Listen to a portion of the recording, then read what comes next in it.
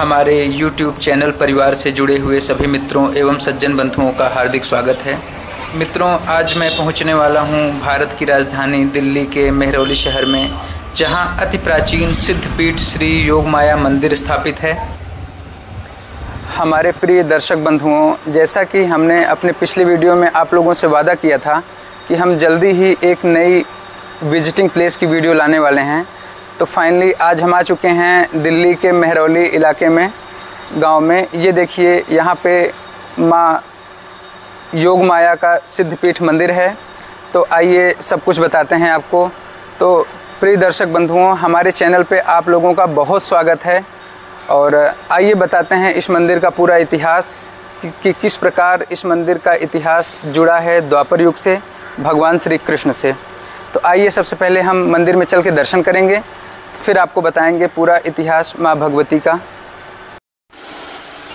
पौराणिक मान्यता के अनुसार जब युद्ध में जयद्रथ ने अर्जुन पुत्र अभिमन्यु का वध कर दिया, तब अर्जुन ने प्रतिज्ञा की थी कि वे आगामी संध्या काल तक जयद्रथ का वध कर देंगे, अन्यथा स्वयं अग्नि में प्राण अर्पण कर देंगे। अगले दिन कौरवों ने संपूर्ण दिवस जयद्रथ को अर्जुन से दूर ही रखा। इससे जयद्रथ का वध असंभव होने लगा। तब अर्जुन इस मंदिर में आए तथा देवी की विधिवत उपासना की और देवी से सहायता की गुहार लगाई।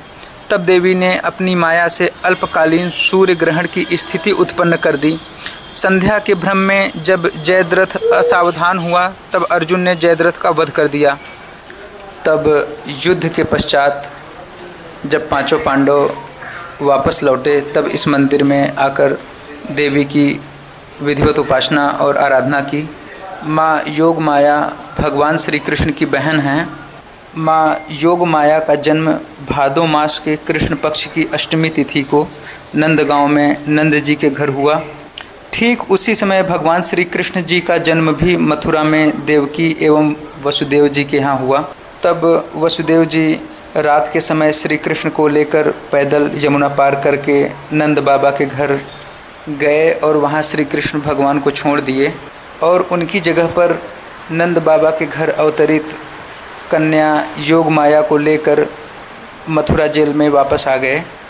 अगले दिन जब मथुरा नरेश दुष्ट कंस को पता चला कि देवकी ने कन्या को जन्म दिया है, तब वह कन्या को देवकी और वसुदेव से छीनकर वध करने के लिए लेके चल दिया। जैसे ही कंस ने कन्या रूपी योगमाया का वध करने के लिए उसे जमीन पर पटकना चाहा, तब वह कन्या कंस के हाथ से फिसलकर आकाश में जाकर बिजली की तरह चमकने लगी और कन्या का शरीर खंडित हो गया तथा कन्या का शीश मेहरौली में स्थित अरावली पर्वत पर गिरा, जहां आज योगमाया जी का मंदिर स्थित है। माँ के चरण आकाश में बिजली बनकर चमकने लगे, जिससे भविष्यवाणी हुई कि हे कंस, तू मुझे मारकर व्यर्थ परिश्रम मत कर, क्योंकि तुझे मारने वाला तो गोकुल में पहुँच चुका है। इतना सुनते ही कंस समझ गया कि स्वयं परमात्मा अवतार ले लिए। तभी से योगमाया मंदिर में माँ का शीश पिंडी रूप में विराजमान है और माँ के शीश की ही पूजा की जाती है। और माँ का शेष शरीर विंध्याचल पर्वत पर जाकर विंध्यवासिनी के रूप में विराजित हो गईं, जिन्हें हम माँ विंध्यवासिनी के नाम से जानते हैं। यह मंदिर 51 शक्तिपीठों में से एक है। इस मंदिर का पुनर्निर्माण सम्राट आनंद पाल ने करवाया था, ऐसा यहाँ के लोगों का कहना है। मित्रों, आपको बताते चलें कि देवी योगमाया को महालक्ष्मी का अवतार माना जाता है। देवी सत्वगुण प्रधान देवी हैं, इसलिए यहाँ केवल पवित्र प्रसाद और शुद्ध वस्तुएं ही चढ़ाई जाती हैं। आज भी सुबह शाम इस मंदिर में सैकड़ों भक्त आते हैं, माता की पूजा करते हैं और माता की आरती के समय काफ़ी भीड़ इकट्ठी हो जाती है। उसके पश्चात माँ की आरती होती है और सभी भक्त प्रसाद लेके फिर अपने घर जाते हैं। इस मंदिर परिसर में माँ की मंदिर के अलावा भगवान श्री गणेश जी की भी प्रतिमा विराजमान है और गणेश जी के अलावा श्री हनुमान जी भी विराजमान हैं। उनके बगल में भगवान विष्णु कल्कि के 9 अवतारों के रूप में विराजमान हैं। इससे आगे चलें तो मर्यादा पुरुषोत्तम भगवान राम और श्री सियाजू विराजमान हैं। उनके जस्ट बगल ब्रिज किशोर और किशोरी जी अर्थात राधा और श्री कृष्ण भगवान विराजमान हैं। उनके जस्ट बगल लक्ष्मी और विष्णु भगवान की दिव्य प्रतिमा है। दोस्तों, इससे आगे बढ़ते हैं तो इसी मंदिर परिसर में एक और मंदिर है जिसमें भगवान भोलेनाथ माँ पार्वती के साथ विराजमान हैं। इस मंदिर के अंदर अन्य देवी देवताओं की भी मूर्तियां हैं। बाहर नंदी जी विराजमान हैं। यहाँ के मंदिर के दरवाजे छोटे बनाए गए हैं जिससे सभी भक्त लोग आते हैं तो मंदिर में सर झुकाकर प्रवेश करते हैं। ये हमारे भारत की परंपरा भी है। तो हमारे प्रिय दर्शकों, देवी योग माया का नाम भगवान की माया से संबंधित है। योग माया का अर्थ है मोह में डालने वाली, भ्रम में डालने वाली माया की देवी। भगवान के हर अवतारों में देवी योग माया का अभूतपूर्व योगदान रहा है। योग माया भगवान की अपनी शक्ति हैं। क्योंकि बंधुओं, आप कल्पना करिए कि यदि माया ना होती तो हम सबका आज परिवार ना होता। माया से ही हम लोगों का परिवार बसा है, अन्यथा आज सभी वैरागी ही होते। इसलिए माया भी ज़रूरी है। माया भी गृहस्थ में माया और मोह का जो बंधन है वो भगवान की शक्ति माया से ही संभव है, जिन देवी को हम योग माया कहते हैं। यहाँ उबले हुए चने का प्रसाद दिया जाता है सभी भक्तों को, और ऐसा नियम है इस मंदिर का कि जो भी भक्त आते हैं वो बिना प्रसाद के नहीं जाते।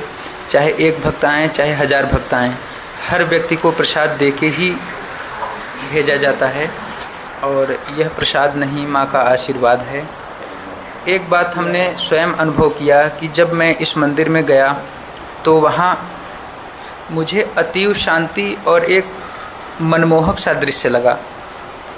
ऐसा लग रहा था कि अब यहीं रहें, अब कहीं जाएं न। जैसे कि जब कोई भी व्यक्ति अपने घर पे पहुंच जाता है तो वो निश्चिंत हो जाता है, उसी तरह जब मैं वहाँ पे गया तो हमें लगने लगा कि यहाँ कोई अदृश्य शक्ति की वजह से पूरे मंदिर प्रांगण में एक प्रेम का प्रसार हो रहा हो। ऐसा लग रहा था कि मंदिर से मोह हो रहा है। मैंने जब देवी योग माया जी का दर्शन किया तब देवी का दर्शन करके मुझे एक सम्मोहन आकर्षण सा हो रहा था। मुझे लग रहा था कि यहाँ कुछ दिन रहा जाए और माँ भगवती की पूजा अर्चना और कुछ सेवा की जाए।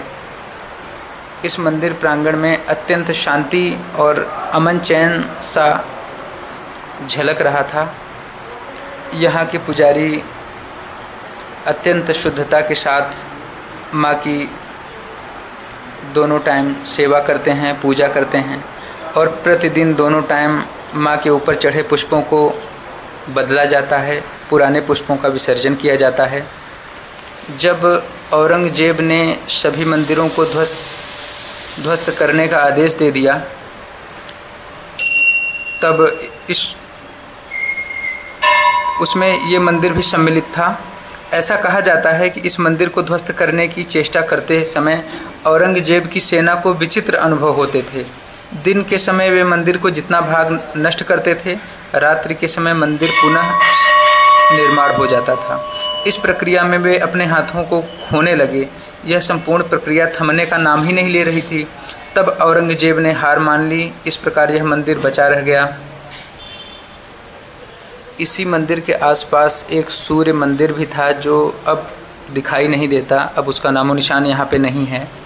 मित्रों, वस्त्रों एवं पुष्पों से ढकी देवी की जो छवि आप देख रहे हैं वह देवी की मूल प्रतिमा पर ढका एक आवरण है। जैसा कि मैंने पूर्व में भी लिखा था कि मूल देवी एक कुएं के समान संरचना के भीतर पिंडी रूप में विराजमान हैं। इस मंदिर को दिल्ली में महाभारत काल के 5 जीवंत मंदिरों में से एक माना जाता है। यह एक अन्य प्राचीन मंदिर है।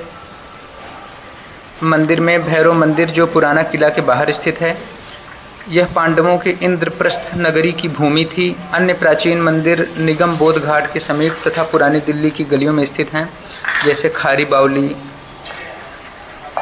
यहाँ इस मंदिर में सुबह और शाम दोनों टाइम देवी का स्नान और श्रृंगार किया जाता है, और स्नान के पश्चात बचे हुए चरणामृत को भक्तों में वितरित किया जाता है। इस योग माया मंदिर में एक उत्सव मनाया जाता है जिसका नाम है फूल वालों की सैर। यह उत्सव अति प्राचीन काल से मनाया जा रहा है और इसमें विशेष बात यह है कि इस उत्सव में हिंदू और मुस्लिम समुदायों द्वारा सांप्रदायिक सद्भाव के प्रतीक के रूप में मनाया जाता है। यह एक साप्ताहिक उत्सव है जिसमें फूलों का एक भव्य जुलूस, देवी योग माया मंदिर में फूलों का पंखा चढ़ाना, पतंगबाजी करना, कव्वाली और कुश्ती मैच शामिल होते हैं। यह मुग़ल काल से मनाया जा रहा एक ऐतिहासिक त्यौहार है और ख़ास बात यह है कि इसमें भारत के राष्ट्रपति भी भाग ले चुके हैं कई बार। सप्ताह भर चलने वाले इस उत्सव में तमाम प्रकार के सांस्कृतिक कार्यक्रम आयोजित किए जाते हैं जिसमें पूरा महरौली के हज़ारों लोग शामिल होते हैं। यह त्यौहार दिल्ली की मिश्रित संस्कृति और गंगा जमुनी तहजीब का एक अनूठा उदाहरण है। हिंदू और मुस्लिम दोनों समुदाय के लोग इसमें भाग लेते हैं और इसे राष्ट्रीय एकता का प्रतीक मानते हैं।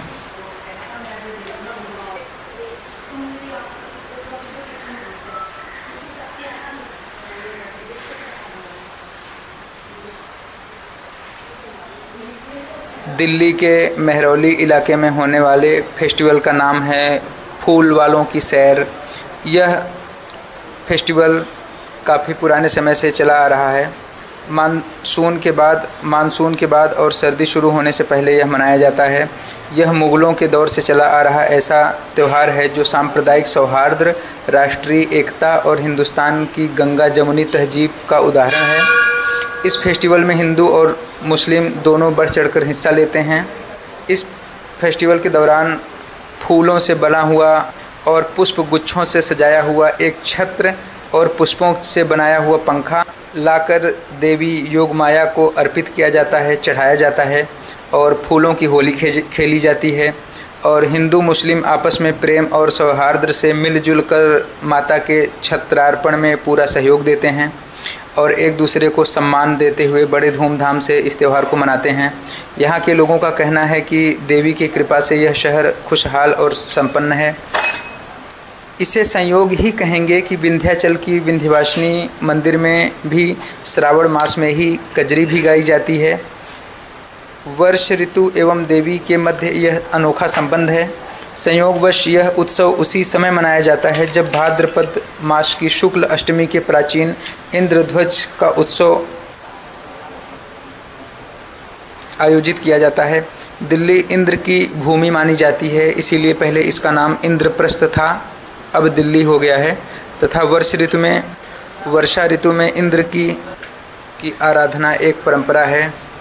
मित्रों, यहाँ पहुँचने के लिए सर्वप्रथम आपको दिल्ली रेलवे स्टेशन पर उतरकर वहाँ से मेट्रो की येलो लाइन अर्थात पीली लाइन की मेट्रो पकड़कर कुतुब मीनार स्टेशन पर उतर जाना है।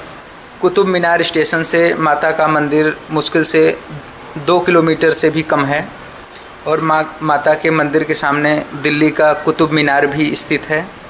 मेरे प्रिय दर्शकों, ईश्वर के अवतार की लीला समझना हम मनुष्यों के बस की बात नहीं है। तभी तो भगवान शिव ने कहा था कि शिव विरंचि कहूँ मोहई को है बपुरा आन, अस जिए जानी भजहि मुनि मायापति भगवान। भगवान शिव कहते हैं कि भगवान की माया हमें भी मोहित कर लेती है, इसलिए केवल उस अंतर्यामी ईश्वर की आराधना करें और अपने कर्तव्य कर्मों को करें। हमें पूरी उम्मीद है कि आप हमारी वीडियो के कमेंट के रूप में हमें स्नेह देंगे। चलिए फिर अगले वीडियो में मिलते हैं। जय माता दी।